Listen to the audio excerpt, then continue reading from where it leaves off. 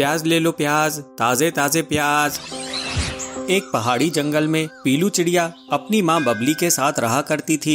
वे दोनों माँ बेटी अपने बगीचे में फूल उगाती और उन्हें बाजार में बेचा करती थी। उससे जो भी आमदनी होती उससे वो लोग अपने घर का खर्च चलाया करती थी। एक सुबह बबली के घर कड़कनाथ आता है। बबली, ओ बबली। बबली कहती है, जी मुखिया जी, आप हमारे घर आए, बताइए क्या आदेश है। अरे बबली, आदेश नहीं है, खुशखबरी है। 2 दिनों बाद मेरी बेटी की सगाई है। तू मेरे घर फूल भिजवा देना, गुलाब और चमेली और जो भी अच्छे फूल हो वो तू मेरे घर भिजवा देना। बबली कहती है, ये तो बहुत अच्छी खुशखबरी की बात है मुखिया जी, लेकिन कुछ पैसे आप एडवांस दे देते। इस पर कड़कनाथ गुस्सा हो जाता है और बबली को धमकी देता है। एडवांस? किस बात का एडवांस? तू भूल गई क्या? मैं यहाँ का मुखिया हूँ।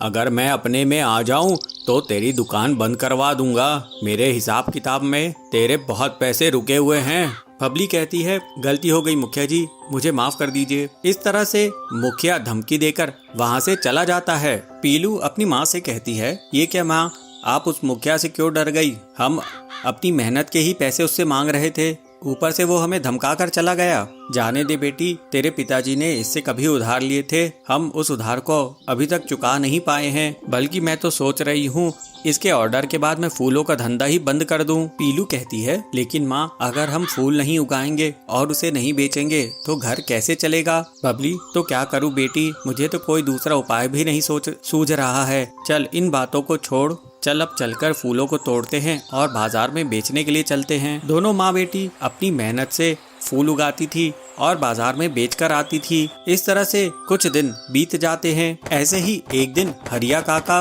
बबली की दुकान पर आते हैं और कहते हैं, बबली, तुम्हारा आजकल फूलों का व्यापार कैसा चल रहा है? लोग बाग खरीदारी कर रहे हैं कि नहीं? ये देखो, मैं फूलों की नई प्रजाति के बीज लेकर आया हूँ। इनकी खुशबू बहुत अच्छी होती है।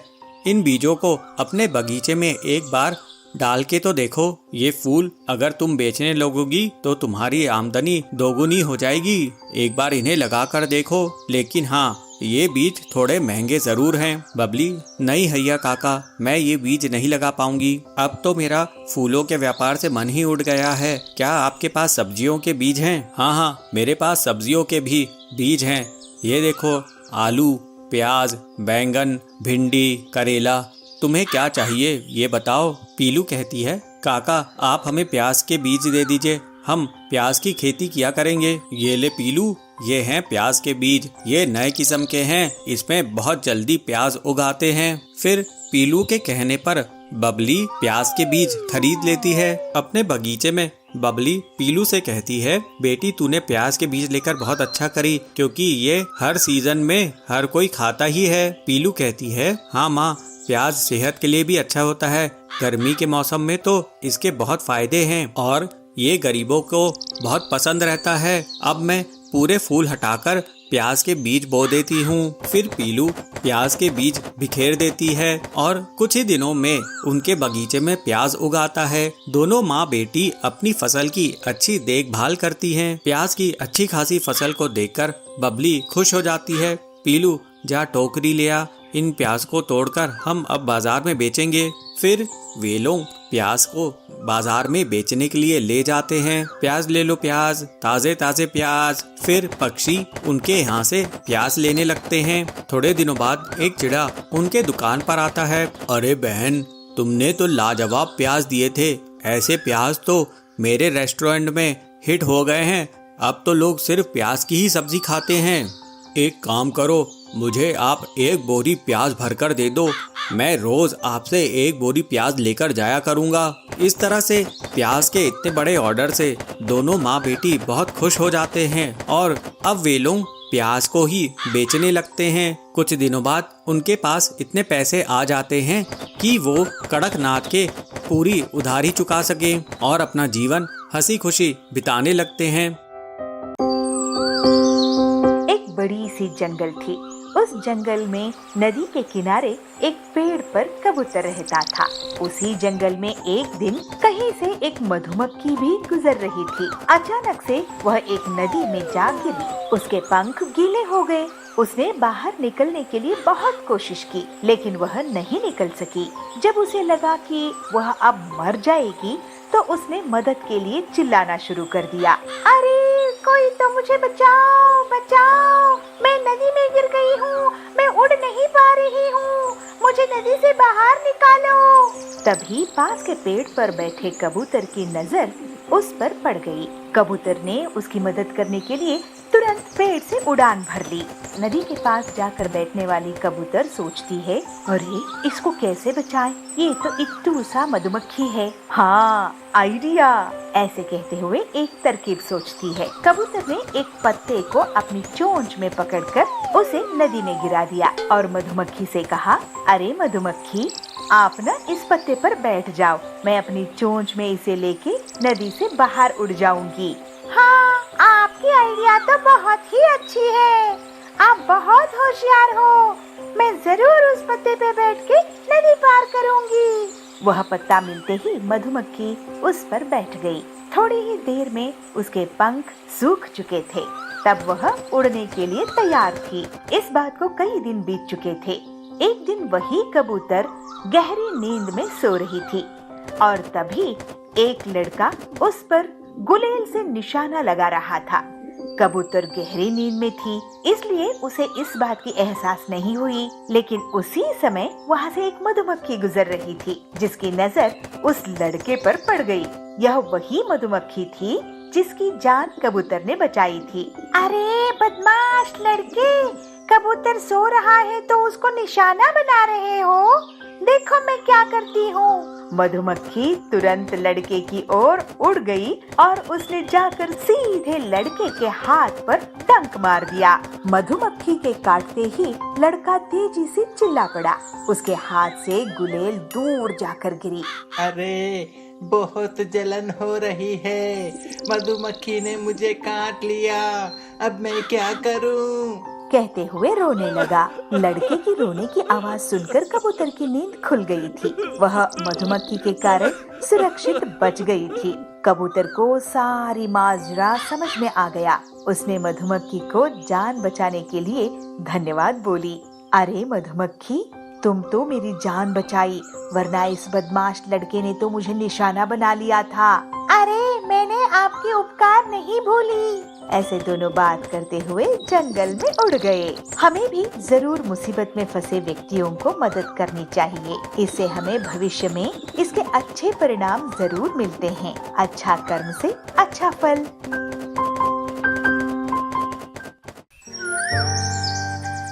बहुत समय पहले नंदन वन में पीलू और लवली नाम की दो बहनें रहा करती थी। समय बीतने पर दोनों बहनें बड़ी हो गई और लवली की शादी एक अमीर पक्षी से होती है और पीलू की शादी एक गरीब पक्षी से होती है। शादी के कुछ महीनों बाद लवली अपनी बहन पीलू से मिलने के लिए आती है। पीलू उसको देखकर खुश हो जाती है। आओ दीदी, तुमने अपने आने की कोई खबर नहीं दी, अगर तुम बताती तो मैं बबलू को लेने के लिए भेज देती। पीलू, इसकी कोई जरूरत नहीं, मैं अपनी हवाई मोटर में आई हूँ, चल जल्दी से एसी ऑन कर, मुझे बहुत गर्मी लग रही है। पीलू कहती है, दीदी मेरे यहाँ एसी नहीं है और पंखा भी अभी नहीं चल रहा है क्योंकि सुबह से लाइट नहीं है, मैं आपको हाथ से ही हवा कर देती हूँ। पीलू, तुझे तो पता है मैं कितनी अमीर हूँ, मेरे हर कमरे में एसी लगा हुआ है, तेरी इतनी औकात कहाँ कि तू एसी खरीद सके, ये पैसे ले और एसी अपने घर में लगवा ले। पीलू कहती है, दीदी आप ये क्या कह रही हैं, हम लोगों को एसी की कोई जरूरत नहीं है। लवली कहती है, पीलू मैं तो सोची थी कि मैं तेरे घर 4 दिन रुकूंगी, लेकिन अब लगता है मैं एक दिन भी यहाँ नहीं रह पाऊंगी, इस गर्मी में तो मेरा दम ही घुट जाएगा,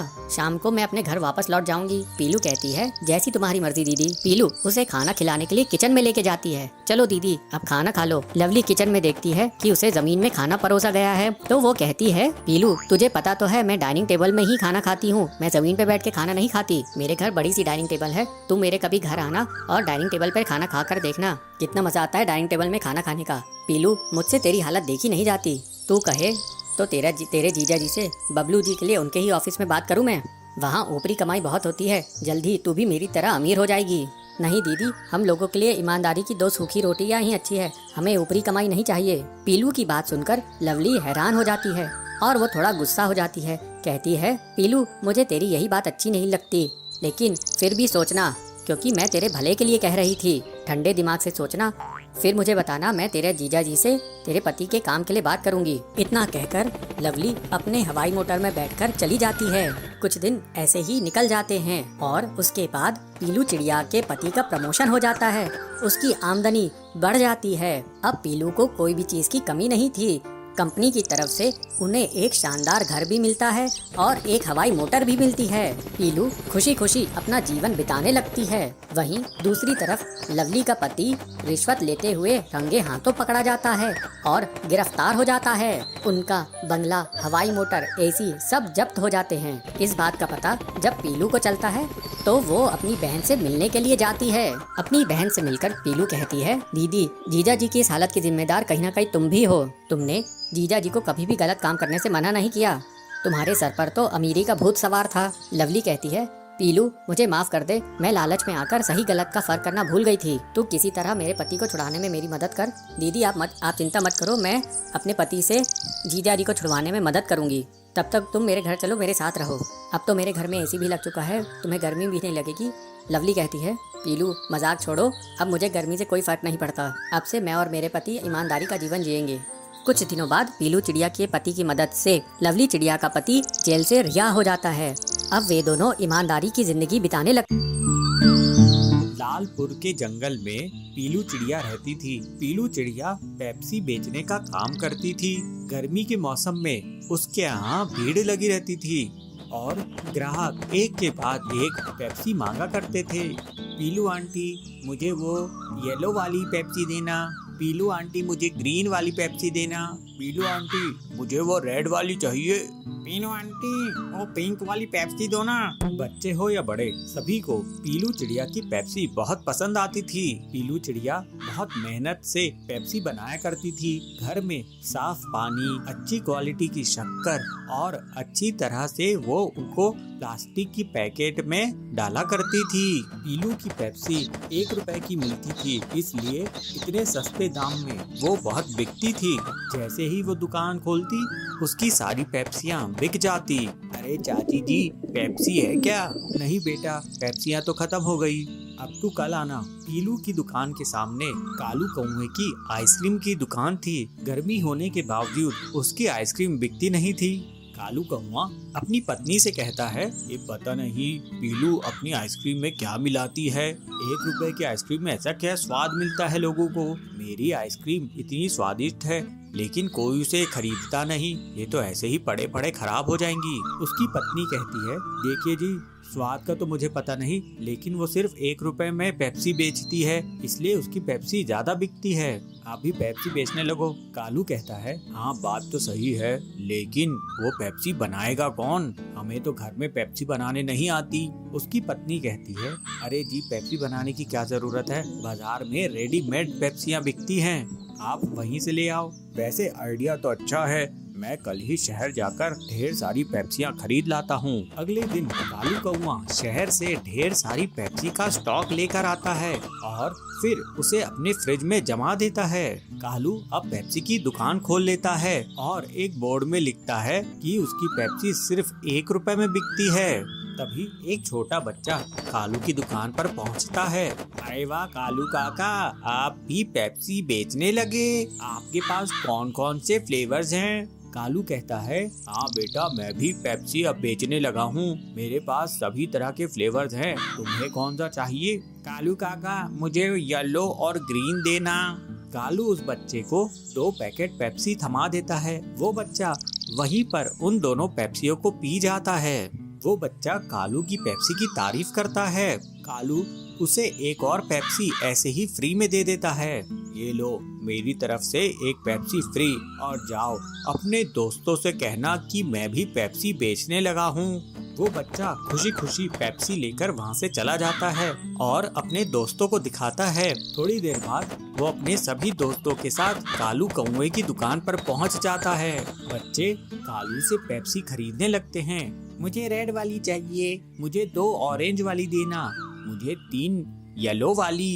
कालू उन सभी बच्चों को पेप्सी दे देता है। अब तो बच्चे बड़े भी आकर कालू की दुकान पर पेप्सी खरीदते हैं। वाह भाई कालू, तुम्हारी पेप्सी का तो जवाब नहीं। ये काली वाली तो मैंने पहली बार पी है। हाँ, और ये स्ट्रॉबेरी का फ्लेवर तो मैं पहली बार चख रहा हूँ। कालू अपनी दुकानदारी से बहुत खुश हो जाता है, लेकिन कालू की सफलता की वजह से पीलू की दुकान अब ज्यादा नहीं चलती थी। पीलू सोचती है कालू नई नई पेप्सी बना रहा है, इस वजह से सभी उसके पास जाते हैं। मुझे थोड़ा धीरज से काम लेना पड़ेगा। पीलू खुद को तसल्ली देती है कि एक दिन उसके पास उसके सभी ग्राहक वापस आएंगे। लेकिन कालू की दुकान अभी भी बहुत अच्छे से चल रही थी। बहुत सारे पक्षी उसी की दुकान पर जाते थे। एक दिन गांव के सरपंच कड़क सेठ वहां पर आए। क्या हुआ, बहुत परेशान लग रही हो आजकल? पीलू कहती है, क्या बताऊं सरपंच जी, कालू शहर से पेप्सी लाकर बेच रहा है, इसकी वजह से मेरे ग्राहक बहुत कम हो गए हैं।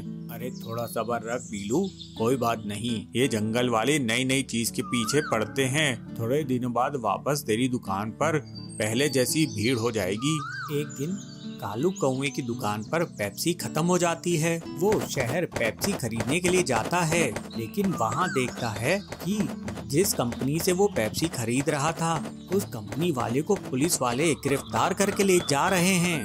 अगले दिन पूरे जंगल में ये बात फैल जाती है कि कालू जिस कंपनी से पेप्सी खरीदता था, वो पेप्सी कंपनी बहुत खतरनाक केमिकल मिलाकर पेप्सी बनाती थी। इस खबर के पता चलने से सभी लोग घबरा जाते हैं और कालू से पूछते हैं, क्यों कालू, तुम उस गंदी कंपनी से पेप्सी खरीदते थे जो खतरनाक केमिकल से पेप्सी बनाता था? कालू कहता है, अरे मुझे क्या पता वो किससे पेप्सी बनाता था, मुझे लगा वो सस्ती बेच रहा है तो मैं ले आया। इसके बाद से कालू की दुकान बंद हो जाती है और सभी जंगल वाले वापस पीलू की हाथ से बनी हुई पेप्सी का मजा लेने लगते हैं। इस तरह पीलू की मेहनत से बनी हुई पेप्सी की दुकान वापस से चल पड़ती है।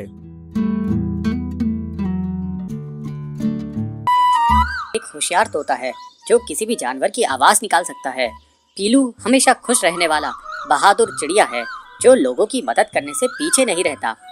ये दोनों एक बार जंगल में सैर करने के लिए निकले। दोनों दोस्त अलग अलग पेड़ों से मीठे फल खाकर मजे कर रहे थे। चप मजा आ गया।